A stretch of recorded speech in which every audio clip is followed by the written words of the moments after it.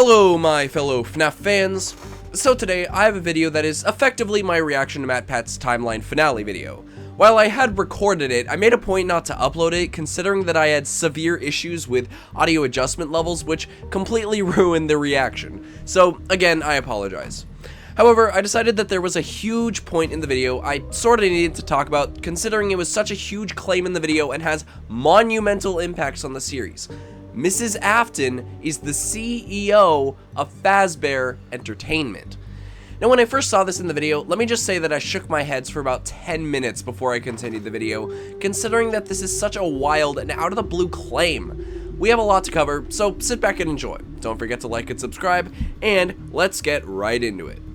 Before I start getting into why Mrs.Afton is 100% definitely not the CEO of Fazbear Entertainment, you might wonder why I am so hard on Matpat in a lot of my reactions. The reason for this is because Matpat has read all the books, understands the behind the scenes speculation, has played all the games, and does multiple GT live videos around FNAF a week. Therefore, he knows damn well a lot about the series. Because of this, I hold Matpat's feet to the fire to make sure that what he's saying is correct. Matpat has such a huge role in the FNAF community when it comes to theorizing about the lore. Considering so many children and non-involved people in the community watch these videos as they're updating the lore, we need to be hard on him when it comes to his theories. This is why, as a FNAF theorist, it is my duty to address the biggest claim made by Matpat in his most recent theory. Mrs.Afton is the CEO of Fazbear Entertainment. Now, as someone in the community, I cannot fathom how Matpat came to this conclusion, considering that there are so many things wrong with his analysis. Here is Matpat's explanation for why he came to this conclusion. Buckle up, folks.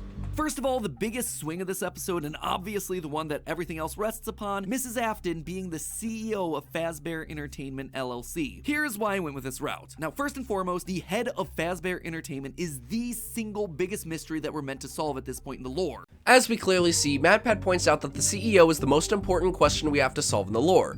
For many reasons, he is correct, considering that the CEO is very much evil, and everything they're doing is the disgusting kinds of things we see in Tales from the Pizzaplex. Things like the moon sphere from Somnophobia, for example, is not a mistake. It is most certainly designed to trap idiots like Sam so the CEO can create more Remnant. This means that whoever the CEO is, it must be someone extremely evil. But right off the bat, does Mrs.Afton have any kind of resemblance to being truly evil, let alone being more evil than William? As someone who believes that Mrs.Afton is Ballora, her dialogue is anything but evil. More on that later. Let's continue Matpat's response. The Ultimate Guide brings it up repeatedly. Who's running the show? Who is okaying these decisions? And in the security breach memos, we get multiple mentions of someone manipulating things from the top down. Whoever this is, they are the person driving forward every other facet of late-stage FNAF lore here. And clearly, my response to this, again, is that Mrs.Afton has no kind of nature of doing something like this. In fact, a manipulator is anything that she wanted to be, considering that Ballora could very well be Mrs.Afton herself. Go check out the video, it'll be right up in the top corner. Ballora says this in her song.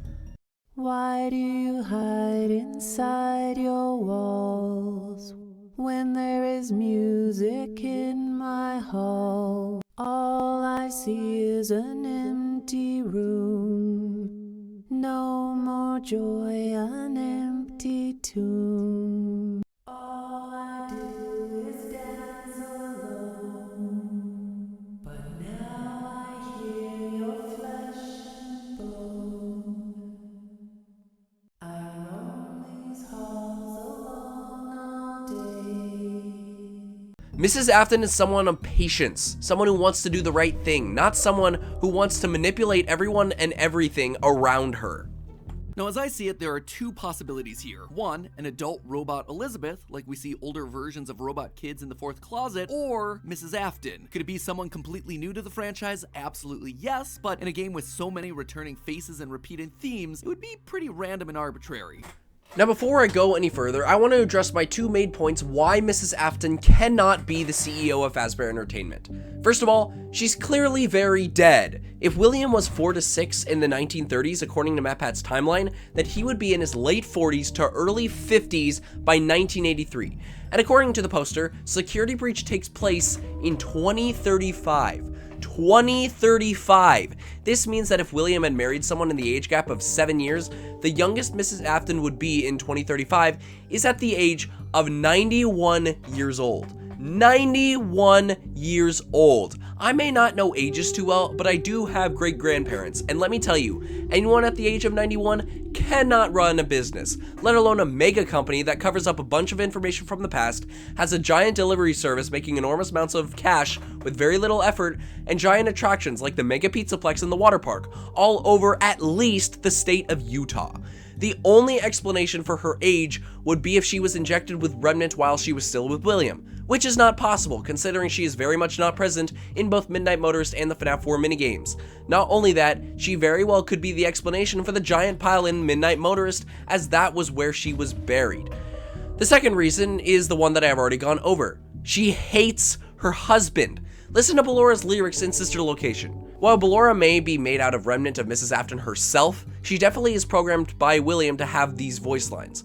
While William loved his wife, it is clear upon William's interpretation that she did not. Whether she left him or died, Mrs. Afton has no reason to want to bring William back. She very clearly left because she wanted to be done with the family.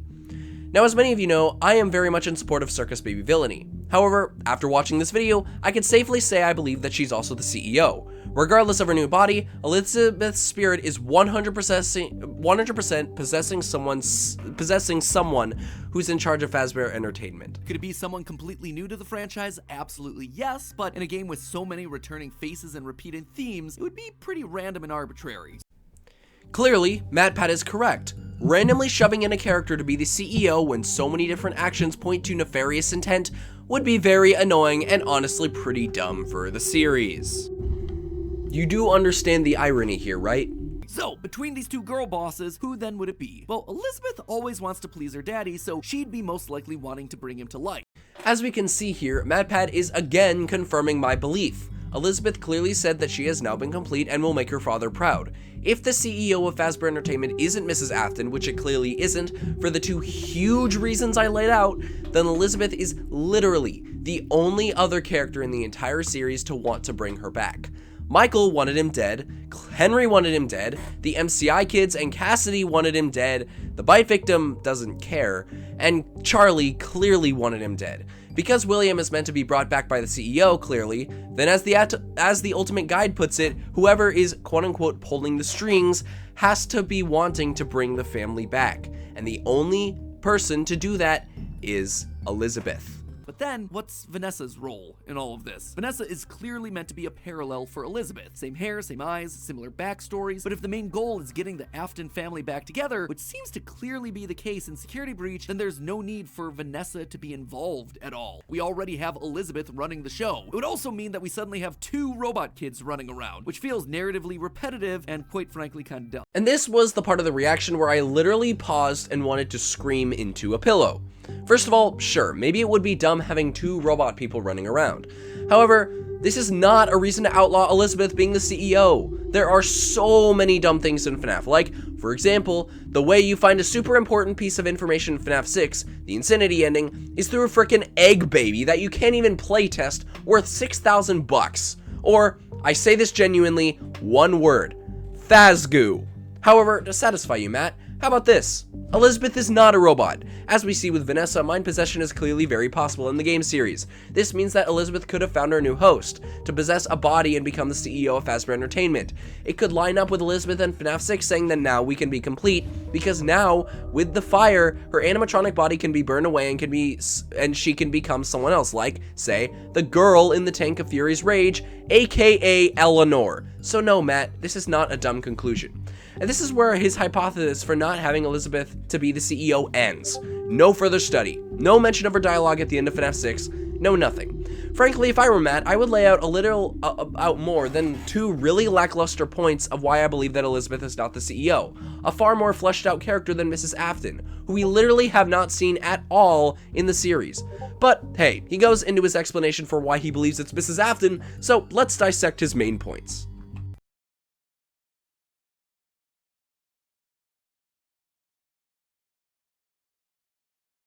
And this is where Matpat's hypothesis starts going off the rails. First of all, Vanessa's role, if not Elizabeth, is really freaking obvious. She's a body used to bring William Afton back. If Glitchtrap is an AI generation of William, which I believe to be the case, then all Vanessa is to be mind controlled by William in order to bring him back. Second of all, Matpat has clearly not listened to the tapes. Whether Vanessa is a robot or not, which is possible considering she's casted in the movie, she has the last name of A, as shown in FNAF AR, and has a father named Bill. Clearly, Vanessa is some sort of an Afton. As Matpat made in his claim earlier in the video, he said that Mrs. Afton has found Vanessa in order to suit the body of Elizabeth, but this clearly isn't what is being trying to be laid out here by Scott. Vanessa could very well be a long-lost Afton and has found her way back to William. So regardless of what you draw here, there's so many different conclusions you can make about Vanessa rather than just being a parallel to Elizabeth, because, in my opinion, green eyes and blonde hair is not enough.